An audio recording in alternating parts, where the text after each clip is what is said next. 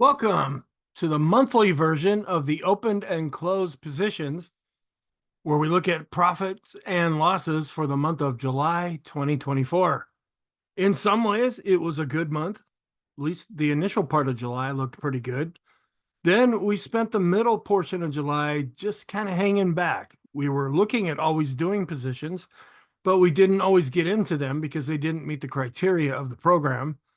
And there were a few positions that we got into and they were starting to be profitable, but then things reversed and ended up closing those positions at break even. Before I get into the actual specifics of what things happened in July, I do have a thing called the SPX Investing Program, and it's currently free. As I record this, I'm going to be locking it down in July, and it's where I teach the different strategies that are used within the program with a real heavy emphasis on technical analysis and breaking that down even further by a day-to-day, real deep analysis of what's happening technically in the markets. If you want to learn more about the whole program, there are links below this video that will take you to the website, or you can go to links that bring up a playlist that talk about the program itself. If you have any questions, you are more than free to email me or maybe have some comments nonetheless. I do a number of videos each week, and the main foundation of the analysis that I do is the daily videos. Over the weekend, I do some weekly videos, and then at the very top, you'll see where it says supplemental videos. I do those on an as-needed basis, but every week I do these other videos, and they're not necessarily meant to be standalone. A lot of people find them helpful by not watching any of the other videos, but to get the real analysis and insight as to what's happening, all of these weekly videos feed into the main video, which is the daily video.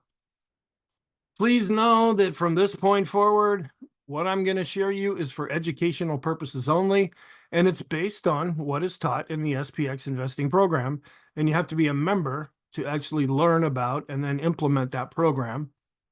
Any member in the program must independently decide to either implement, which means open or closing positions, or modifying these positions. Now, I come up with what I think are good positions, but you may want to change them around. You may want to adjust them. You may not get out when I get out. You may not want to get in when I get in, according to the program that's outlined here. That's completely welcomed and, in fact, encouraged. The idea is not to create some kind of a program that you can just blindly follow. The program that I have teaches you to implement critical thinking, where you have to take what you learn and then say, okay, how can I implement that? But there's a support system within the program as well. There is chat available. You can email me at any time. There's a Facebook private group where we can send information back and forth. So you're not just kind of left alone. There is support that you can take advantage of. And then you have to take responsibility. And that means when you're right, you get to say, hey, look how smart I am and how wonderful I am at doing this. But when you're wrong, you just have to say, okay, I was wrong about this one. And you can't blame other people. You can use that as a learning opportunity, but that's not what this program is about. It's not to create victims or sheeple, people that just blindly follow what's going on. The recommendations and even suggestions that I make, they're all open to your own acceptance or non-acceptance at that point. Trading is risky even when you really know what's going on. And I've been doing this for decades, and I tend to take a pretty conservative approach personally. Some of you may be more aggressive, and you're going to see higher returns when you're right, but you're going to see more losses when you're wrong, because trading is risky, even if you know what you're doing. Now, the whole program that I have, I don't really cover the intermediate to long term in this video. These are taught in the program, and we discuss this at length. But the video that I'm really focusing on here is the top area. These are short-term option strategies that typically last days to weeks.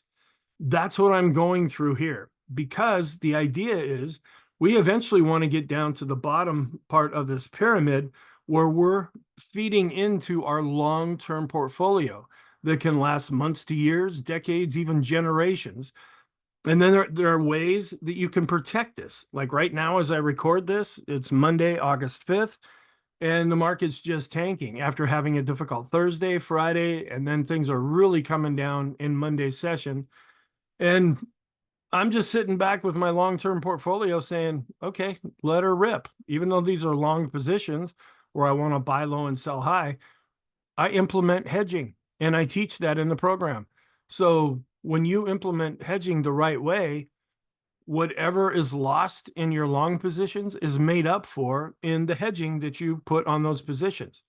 Now, some of you may not implement hedging. In fact, most folks don't. They just want to buy low and sell high, where others try to time it a little bit, setting it up, because the hedging that we implement here does bite into some of your longer term profits. But when we have a real downward move like we've seen over the last 3 days, you're really happy that that hedging is in place. Everybody else is freaking out. You're just sitting back going, okay, when this is finally over, now I'm not going to make any money during this time, but I'm not going to lose any money either, because what you lost in your positions will be replaced by the hedging that you implemented. There are also more intermediate term strategies that I talk about. These typically last weeks to months, and these are what we often call swing positions. We play both sides of the market. When the market's going up, we look for opportunities to make a profit, and that's what most people do. But when the market's going down, we can also make profits during those times. It's just knowing what to do and the right time to do it. So these are both bullish and bearish types of positions. And then you can also implement a thing called covered call writing, where you have ownership in this program anyway. It would be in the SPY.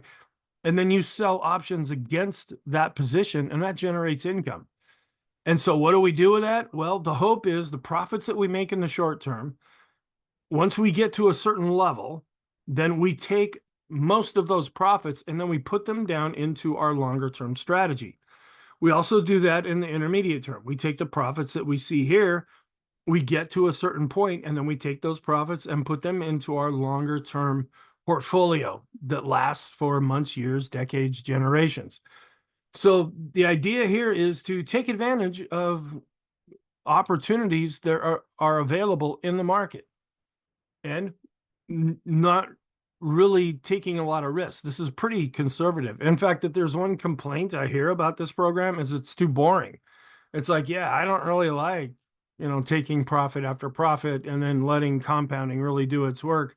I don't really like the fact that I have to put on some hedging that bites into my profits. No, I want to be in Nvidia and Bitcoin and getting around into Apple and all these other stocks. I don't do that. I just focus on the S&P 500. And for a lot of folks, it's not necessarily something that you can brag about at parties, but you're trying to create a machine with this overall program where you're just consistently day in and day out, just kind of doing your thing, not making a big deal about it, not trying to seek attention when you're right or seek some pity when you're wrong. Okay, we just kind of do what we do.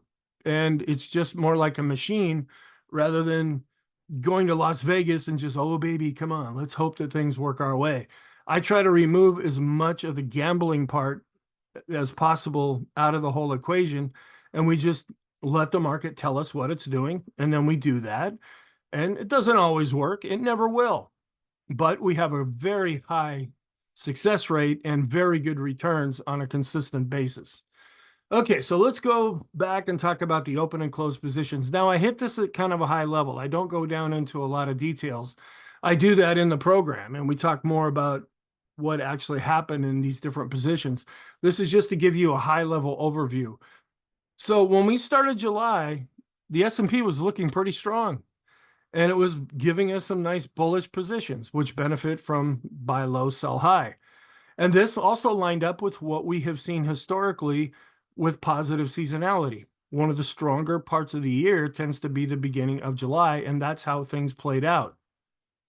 If you want to know how these things are playing out on a day-by-day basis, please look at the daily video updates. Now, if you're a member in the program, you get access to the videos the minute that they're recorded and uploaded. I upload them to the website first. Then I put a timer on there. Of course, on Monday, August 5th, I screwed up the timer and got it wrong by 1 day, so it went public early. But I usually set it up so that it will be available at the close for that day. The video that's out there right now, it should have not been available until we actually closed Monday, August 5th. I right when the market closes, that video is now available. And that's usually how things work. But if you're a member, I usually have that video well prepared anywhere from 6 to 8 hours before the market even opens. And that's how these videos were designed. They were designed to be viewed before the market opens or in the early part of the trading day. Okay, then as we got into mid-July and things started to play out, we started to see some contradictory strength and weakness signs that were coming in. These were producing some mixed signals that were developing. And this prohibited us from establishing any new positions according to the methods that are taught in the program. Then the rest of July saw new positions considered. We consider positions every day. I do a video that's not public, that's available on the website, where I talk about all the different positions that you might want to consider for the next trading day. And I do that while the market is closed. But just because we're considering getting into something, it doesn't mean that we actually do it. And so we might consider a whole lot of trades, 38, 40, maybe even over 40 within a given month, but we may only end up implementing about half of those. And I'll show you the statistics here in a moment, because not all those positions meet the criteria. All right. Then we did set up 2 positions in late July, but they were exited after a few days since they started to show profits. And this is a personal pet peeve that I have. You get into a position, you start seeing a profit, and then all of a sudden things reverse and those profits start going away. One thing that I personally implement, which you may do differently, is whenever we see a profit and we get back to the same price where we got in, I get out right at break even. Sometimes that works, sometimes it doesn't, but over the decades, that has given me a lot of peace of mind, because you're not missing any kind of an opportunity necessarily. You took a chance. It looked like it was working in your favor. You decided to get out because the next day there's going to be other things to consider, and the day after that. So there's pretty much things to look at every day here. All right. And then the numbers that you implement, if you get into the program and start developing it to your own personality, and you might have different sizes of positions, you might set different profit or loss targets. I'm only showing what is taught in the program. And in fact, I really encourage personalizing what is taught to fit it more into your own style and your tolerance for risk and your desire for reward. Okay, so let's go back and talk about what happened. From July 1st through the 31st, we considered 38 positions. There were a few days when we kind of had to lay back. Out of those 38, 18 were open. So 20 positions we considered were not open. 18 were. 15 of those 18 positions were profitable. We did have one loss, and there are going to be losses from time to time, but what I've experienced over the last number of years, we may have 1, 2, 3 losses in a month, and that's usually about it, where we have 10, 15, 20 profitable positions. And then 3, as I mentioned earlier, were at break even. There were 3 positions that started to see a profit. Things switched with the market, and I got out for the same price that I got in. And then the returns on these positions, they're anywhere from 20 to 50%. And I actually go through the percentage returns on the website.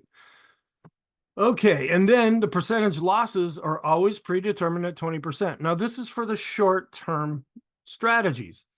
If you're doing intermediate term and long-term, your percentage losses are going to be a lot different. These are different types of positions where we look at very high returns when we're right, and we're still willing to risk 20% of our investment if we're wrong. Then the break even occurs, and I've already talked about this. When a position is experiencing a profit, it hasn't got to its profit target yet because we predetermined that as well, only to see the S&P reverse and give back those profits. That's just one thing I hate. Is it looks like, okay, we got in, it's going in the direction that we want, and then all of a sudden things switch. we're going from offensive to defensive, and I don't want to play that game, so I just get out at that point. And then early exits prior to hitting your predetermined target, which is usually 20 to 50%. That's our target that we're trying to hit. This can also be triggered when some kind of technical analysis event occurs.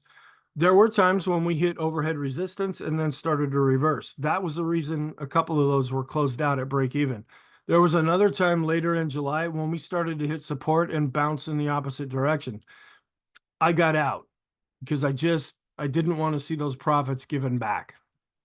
Okay, then typically this occurs when we hit either support when we're going down or resistance when we're going up, and then causing a reversal.